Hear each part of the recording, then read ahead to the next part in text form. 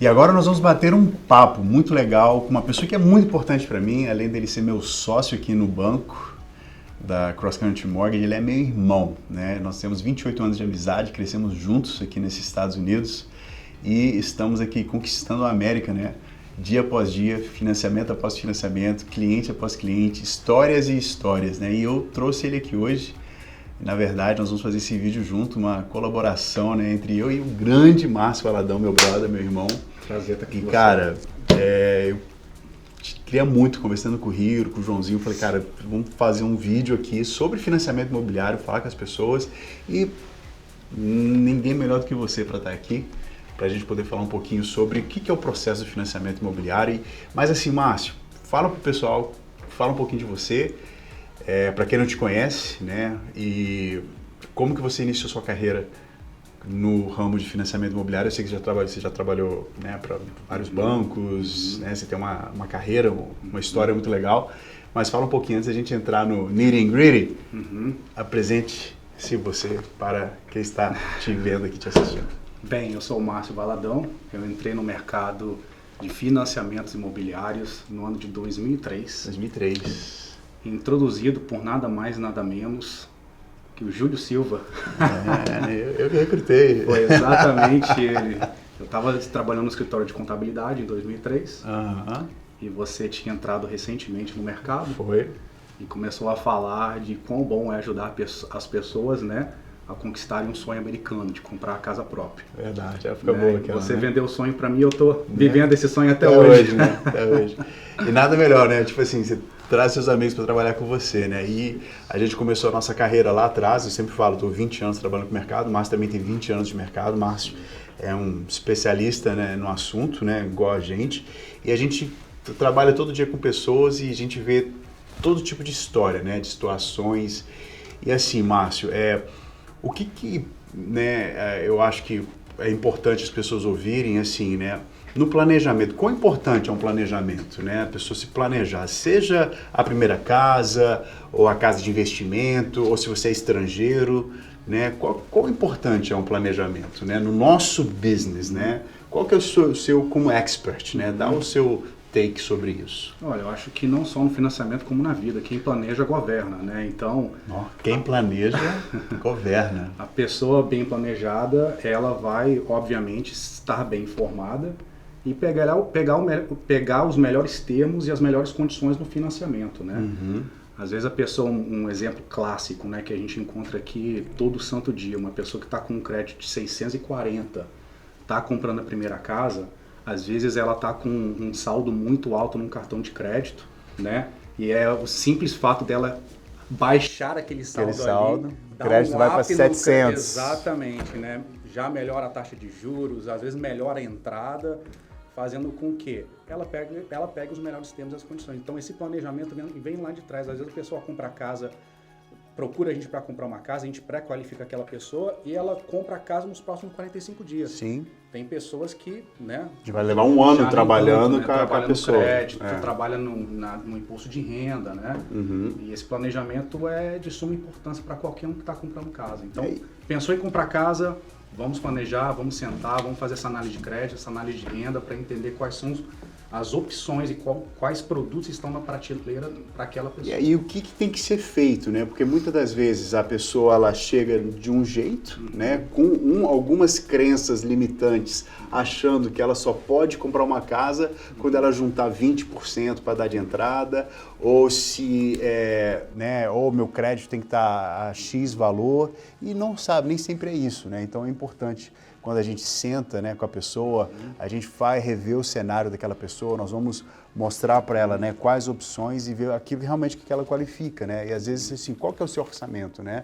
A gente fala muito sobre orçamento, quanto que eu posso pagar por mês, quanto de dinheiro que eu tenho que ter para adquirir aquela propriedade, dependendo daquele financiamento, né? Então o planejamento ele vai fazer tudo isso, né? Ele vai dar essa clareza, né? Acho que é importante falar isso. O que a gente faz também aqui, Júlio, que é importante ressaltar, é que a gente ajuda a famílias a não só comprarem uma só casa, né? A gente ajuda várias famílias a planejar para viver, para ter uma renda residual. Sim. Ou seja, A pessoa vem, compra a primeira casa, né? Depois ela vê que a família está crescendo, aí ela, opa, a família cresceu, preciso de uma casa nova, Sim. né? Daqui a pouco, na hora que ela vê, ela está com 4, 5 casas alugadas, onde esses aluguéis estão praticamente o quê? Pagando, Sim. né? Todos os custos, né, daquele imóvel. Está gerando renda. Mas para isso precisa de quê? Um planejamento. Sim. Né? Então, às vezes a pessoa vem para a gente, olha, eu estou a fim de comprar minha casa. A gente procura saber quais são os objetivos, quais são as intenções do cliente, para colocar ele num caminho para que ele possa, daqui 5, 6, 10 anos, ter o quê? Ter uma gama de imóveis. Aonde, você sabe muito bem, você está aqui nos Estados Unidos há quase 30 anos, né? Os preços de aluguéis estão absurdos, né? Então, o que você compra hoje, lá na frente você pode alugar e esse aluguel pode tirar uma renda residual, ajudando então, né, ajudando a famílias a ter uma renda residual Sim. através do mercado imobiliário. Não, e o mercado imobiliário, pessoal, assim, acho que é importante, acho que todo mundo sabe, né, que é um gerador de riqueza, né? Fato. Eu lembro quando eu mudei para os Estados Unidos, eu morava numa cidade chamada Somerville. Eu lembro que a minha irmã comprou uma casa nessa cidade, ela pagou $180 mil. Tá, e foi engraçado que essa casa existe lá até hoje. E ela foi vendida há pouco tempo atrás, a mesma casa lá na Austin Street, lá, perto de $1 milhão. A gente está falando de 95 até aqui, a gente estava 28 anos. Sim. De 180 mil para quase $1 milhão. Então, tipo assim, o mercado imobiliário, ele te possibilita, né, você adquirir riqueza. Então, a pergunta eu acho assim... que tem até estudos que comprovam que não tem outro catalisador de riqueza Catalisador de riqueza. aqui nos Estados Unidos que seja melhor do que o mercado imobiliário. Sim. O mercado imobiliário ele pode não performar, né, ele não pode te dar uma garantia pelos próximos 2, 3 anos, mas quando você olha no médio e longo prazo, ele sempre vai te dar um bom retorno. Não, fantástico. E é assim, o que a gente vê sempre, né, nos nossos clientes que vem um ano, próximo ano liga, Márcio, quero comprar outra casa, Márcio, né, eu quero comprar um apartamento, quero começar a fazer investimento, é porque, né, eles foram picados, né, pelo bichinho do mercado imobiliário. Eu acho que assim, né, quando comecei a comprar minhas casas, comecei a fazer esse investimento, né, a gente sabe, né, o quão importante isso é para a nossa vida pessoal e para você realmente, né, começar a gerar essa riqueza aqui.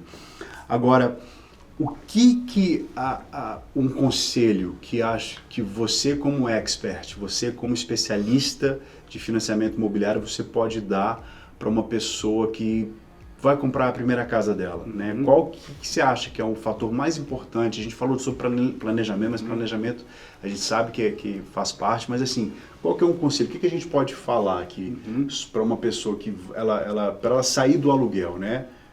Qual que seria um conselho que você poderia passar para uma pessoa hoje? Olha, é não querer acertar a bunda da mosca.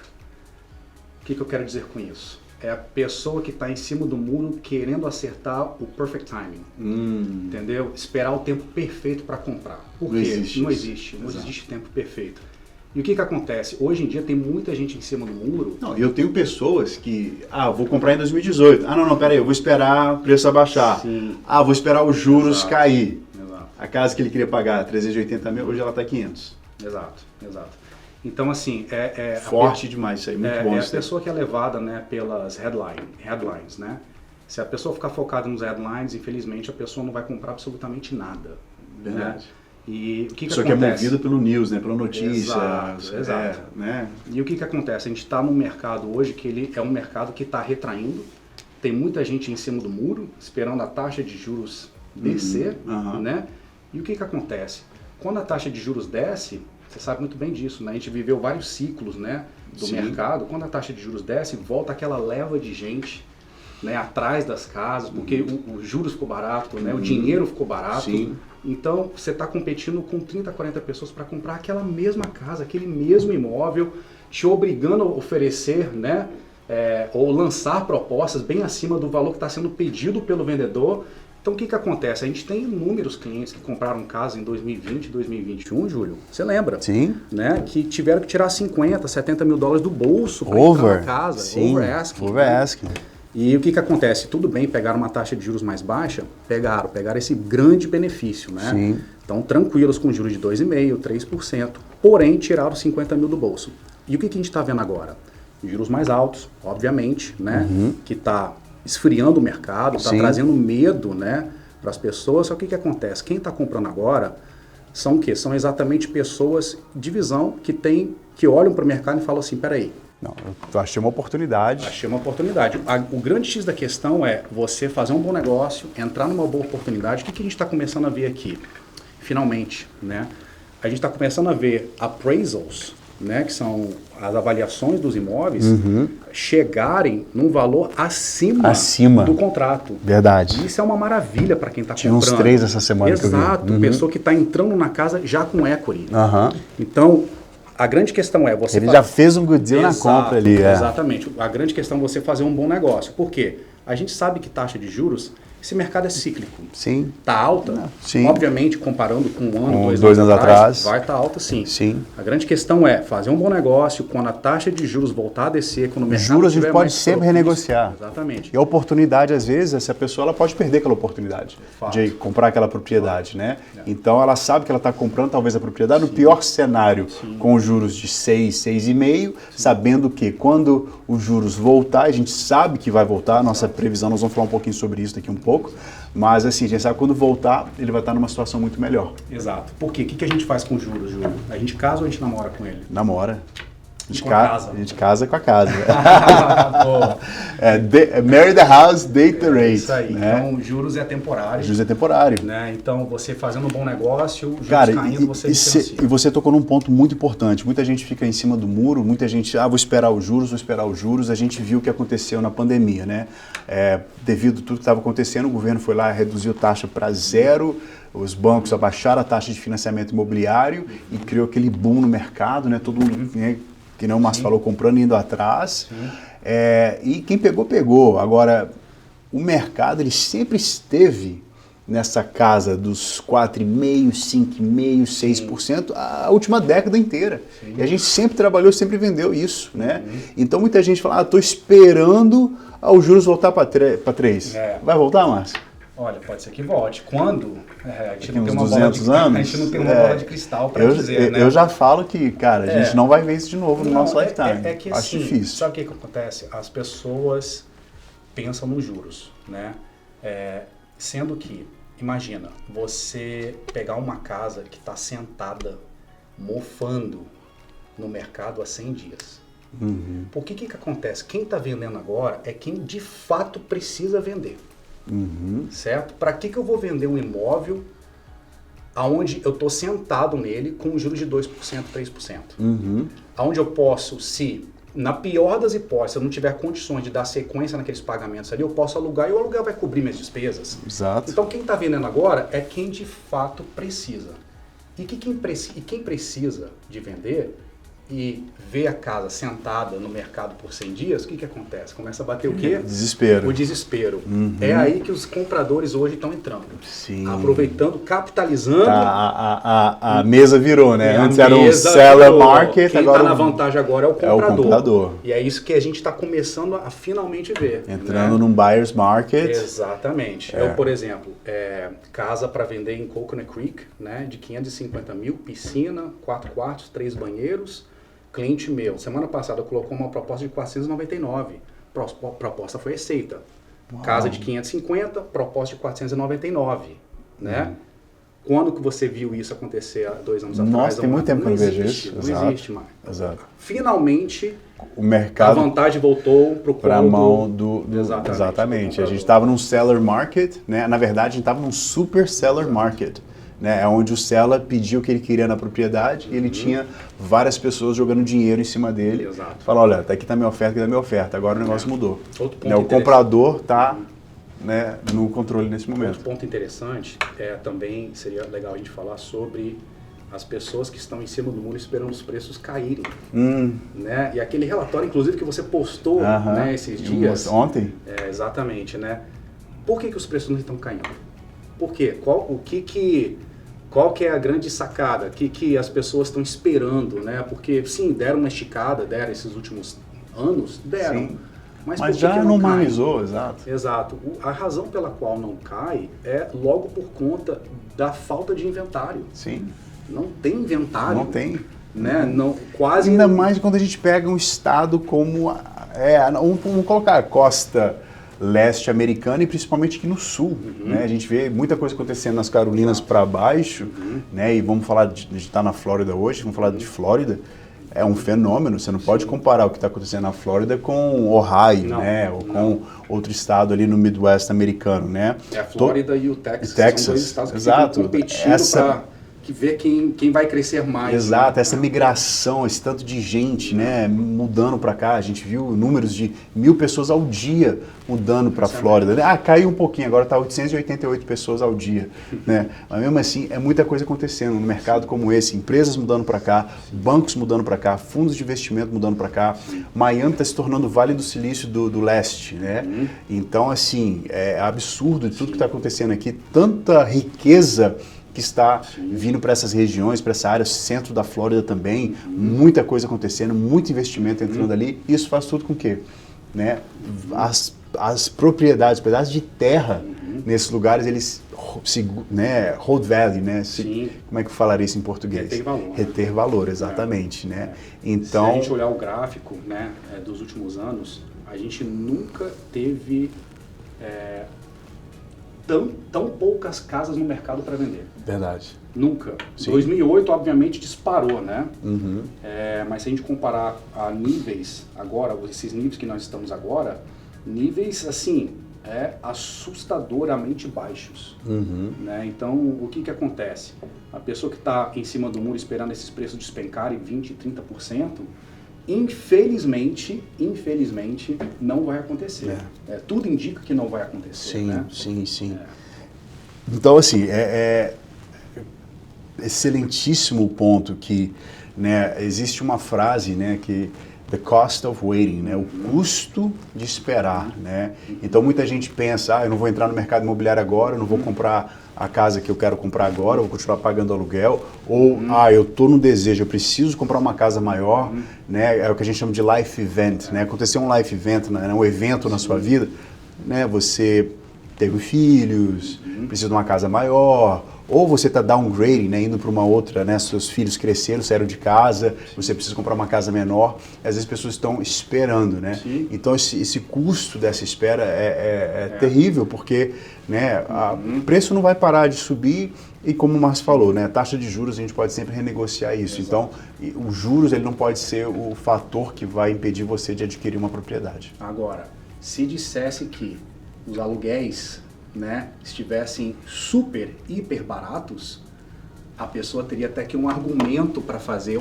teria outra conversa. Vou esperar. Só que, por entretanto, todavia, esse não é o caso. Deixa eu te fazer uma pergunta. Desde que você mudou para os Estados Unidos, o preço do aluguel, ele só diminuiu ou ele só cresceu? Só aumentou de lá para cá. Não é? O exemplo que eu dei até esses dias para os meninos que a gente estava conversando aqui, quando eu me mudei para a Flórida, em 2008, eu e minha esposa, a gente pagava $965 no apartamento de um quarto, a mais ou menos 2 milhas desse escritório, aqui em Deerfield Beach. Né? Esse mesmo apartamento está $2.000 hoje, apartamento de um quarto. De um quarto. Né? Então a gente está falando aí de 100% E $2.000 hoje, se você for comprar uma casa, né, vamos lá, vai dar o mínimo por cento de entrada, 3, 5% de entrada, a gente está falando que seria basicamente equivalente a uma casa de $280 mil, né? Com todas as despesas embutidas, inclusas, né? Que daria no total de $2.000. Ou seja, casas mais caras, juros um pouco mais alto, porém, aluguel também bem mais alto. Caro. A inflação chegou. Não. Tudo está mais caro. Casa no meu condomínio sendo alugado por $8 mil. Uma casa, que absurdo. Sim. Pagar 8 mil de aluguel, né? Então, não é barato. Não é barato. E, cara, falando aqui sobre skin in the game, né? A gente trabalha no mercado, eu 20 anos, Márcio 20 anos. Nós atendemos centenas de pessoas todos os anos. Nós temos equipes trabalhando, nós treinamos pessoas, né, nesse mercado. E a gente está aqui falando, compra sua casa. Mas assim, e vocês, né? O que vocês fazem? Vocês compram também? Vocês investem também? Um exemplo básico. Só no ano passado nós compramos 2 propriedades em Fort Myers. Tá? Eu vou contar o meu cenário e o Márcio vai contar o dele. Tá? Eu, quando assinei contrato com uma construtora, Quando assinei o contrato, a casa estava sendo construída, juros na época estava 4% mais ou menos para casa de investimento e tal. Eu falei, pô, legal, né? Vai dar uma oportunidade, casa $308 mil, eu ia dar lá meus 25% de entrada, minha prestação ia ficar $1.600, né?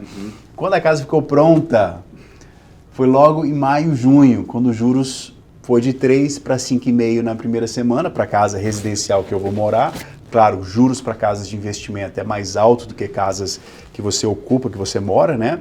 Então, os juros para investimento, quando eu fui fechar minha casa, estava 7,3%.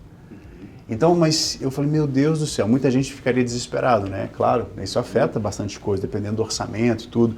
Mas eu olhei para aquilo ali, então tá, minha prestação, que ia ser $1.600, ela foi para $2.050 e eu aluguei a casa por $2.500. Então, não ficou os $1.000 que eu ia ganhar todo mês, mas mesmo assim, né, fiquei positivo ali. Mas olha só que legal. A casa que eu paguei 380, quando eu fechei ela, já tinha a casa igual a minha sendo vendida por 380.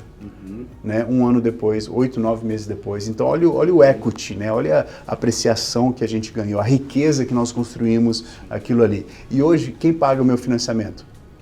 O meu inquilino.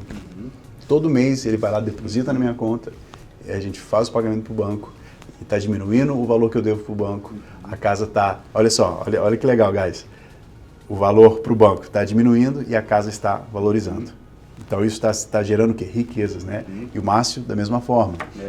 A gente comprou a casa meio que simultânea, né? Não foi? Você fez a visita, a casa naquela semana ali estava 307, você me chamou para algumas semanas depois, já estava 318, e eu lembro que eu fiquei nervoso, eu falei, pô, tô pagando $10 mil a mais. É verdade, eu chamei ele na hora, foi. Aí ele pensou, aí no pensar dele custou $10 mil. $10 mil a mais, só para ter respirado. Respirar, exatamente. Mas foi muito bom. E a nossa casa é igual, né? Meu modelo, né? Praticamente o mesmo essa modelo. Desse condomínio, tá né? quase na mesma rua, né? Rua. E tá lá alugadinha, né? A gente tem uma renda passiva vindo da primeira que a gente comprou. Da segunda, a gente comprou na cidade de cima. A primeira foi em Fort Myers, a segunda foi em North Fort Myers. É do lado, né? 10 minutos um da outra. Naquele condomínio onde eles estão construindo maior um piscina, lago artificial, né? uma piscina artificial de não sei quantos Vai ter até ilha no meio da piscina. Exatamente. Então, esse também foi um ótimo investimento que a gente fez. Você comprou a sua, eu comprei a minha também. Essa está ainda mais próxima do que a anterior, né? Todas, né, bem alugadas. E não só isso, nossos amigos também foram e compraram também, né? Outros amigos foram comprar no mesmo condomínio que viram a gente comprando. Então, assim, pessoal, a gente fala, né, sempre muito, né? A gente é um incentivador, motivador você investir no mercado imobiliário, mas a gente também faz nossos investimentos, né? A gente tem esse skin in the game, né? A pele em risco, né? Porque a gente sabe quão importante é você criar um patrimônio através do mercado imobiliário, né? E a gente não pode ficar de fora, a gente procura oportunidade o tempo inteiro, né? Então, é muito legal essa experiência, né? E é uma área que está crescendo, né? Total. A gente tinha feito uma pesquisa na época, né? E a gente tinha visto que Lee County era o condado da Flórida que mais crescia, né? Eu lembro que eu coloquei minha casa para alugar no mercado e a quantidade de propostas, tinha gente que escrevia carta personalizada para mim, dizendo basicamente, colocando o porquê que a gente deveria alugar a casa para aquela pessoa.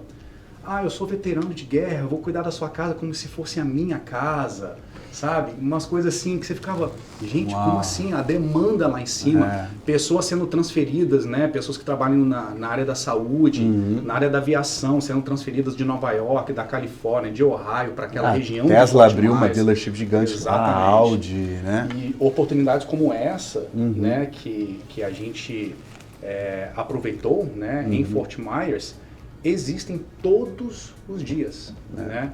E basta a pessoa, né, basicamente abrir os olhos, trabalhar com um bom corretor para ser bem direcionada, né, para se deparar com oportunidades como essa. Não, acho legal também a gente falar um pouco sobre como que a gente começou esse negócio aqui, né? Como que a gente começou aqui essa carreira, essa história na Cross Country Mortgage. Nós iniciamos aqui eu, Márcio e Thiago. Na verdade, o Márcio foi quem trouxe a Cross Country, né, para nós, para mim e para o Thiago na época. E foi através de uma situação de um financiamento, né? Foi de um cliente seu. Foi um Como é que foi essa história? Que eu estava completamente perdendo o cabelo para fechar aquele financiamento. Não estava dando conta de fechar porque o banco anterior tinha alguns critérios, né, que a Cross Country não tem. E eu perdi aquele cliente ali logo para alguém que trabalhava e até hoje trabalha na Cross Country. E foi aquilo que fez eu abrir meus olhos, despertar o interesse. Como que esse cara fez e eu não fiz, né? Foi aí que a gente sentou para tomar um café e o resto é história, né? Essa a gente começou história. Só nós três. E hoje nós temos uma equipe no total de mais ou menos 40 pessoas, se for juntar vendedores com time de operações, né? 25 vendedores, mais ou menos 15 na parte de operações. E eu sou suspeito a falar, mas nossa equipe é uma equipe fantástica, tanto na parte de vendas quanto na parte de operações. A gente trabalhou muito para deixar essa equipe, né, bem montada. Acho que o nosso maior desafio, e quando a gente fala de pessoas, né, você trabalhar com pessoas é um grande desafio, né? Todo mundo que tem negócio, todo mundo que trabalha com pessoas, é um desafio você achar, né, o talento, né, aquela pessoa que vai somar na equipe, né? Eu acho que a gente sofreu um bocado nesses 5 anos. Tivemos pessoas maravilhosas que foram para outros bancos, outras carreiras, teve pessoas que não deram certo, mas assim, eu acho que a gente chegou num ponto legal, né? Que a gente tem uma equipe muito boa, né? A vibe é legal, né? tem camaradagem, respeito. A gente não tem aquela parada de não ficar cortando o outro e tal, né? Então, e o que eu acho interessante também do que a gente faz é você ter uma equipe de operações tão boa quanto a equipe de vendas. Né? Exato, porque não adianta você ser o melhor vendedor do mundo, o maior conhecimento de financiamento do mundo, se o seu suporte não entrega, né? Porque o que acontece? Às vezes a gente trabalha com aquele cliente por 6 meses, 1 ano, construindo, reparando o crédito, aí o cliente finalmente entra em contrato, a gente faz todo aquele trabalho, pega o cliente, pega ele na mãozinha, leva ele do ponto A até o ponto Z, aí cai no colo de uma processadora que às vezes não tem experiência. E acordou errada naquele dia. Exato, né? E acontece, às vezes a pessoa não tem a experiência, não tem a bagagem para lidar com aquele tipo de cenário. Sim. Né? E infelizmente acontecem coisas, né? Durante o processo. E o nosso processo ele é muito delicado, né? É muito sensível e a gente às vezes descobre muita coisa no meio do processo que a gente tem que resolver, né? Então é legal a gente, né, ter criado essa história aí, né, ter esse time todo, né? Acho que quem acompanha a gente vê, né, a nossa equipe, pessoas que trabalham com a gente, né? Então é muito gratificante para nós como líderes de equipe, né? E é um recado para o nosso pessoal da nossa equipe, a gente ama vocês e a gente aprecia muito tudo que vocês fazem por nós aqui. Exatamente. Concordo totalmente, Júlio. Sem vocês nós não estaríamos aqui. Pessoal, agora 5 dicas para você que quer comprar sua casa aqui nos Estados Unidos. Márcio, dica número 1. Se preparem. Dica número 2. Monitore seu crédito. Tenha certeza que tudo que está no seu crédito você sabe como é que está lá. Dica número 3. Entre em acordo com o seu cônjuge, com o seu parceiro ou com a sua parceira. E dica número 4, guarde dinheiro no banco, tá, galera? Não guarde dinheiro debaixo do colchão. É importante a gente saber documentar a origem do dinheiro que vai ser usado para a compra da casa, tá? Quinta dica, nada de comprar aquela Mercedes ou aquela Range Rover. Espera. E a dica bônus, mas qual que é a dica bônus que a gente vai dar pro pessoal hoje? É número 6. Não espere o tempo perfeito para comprar sua casa. Eu vou dar a dica 7. Liga pra gente que a gente vai te auxiliar a você conquistar o sonho da sua casa própria.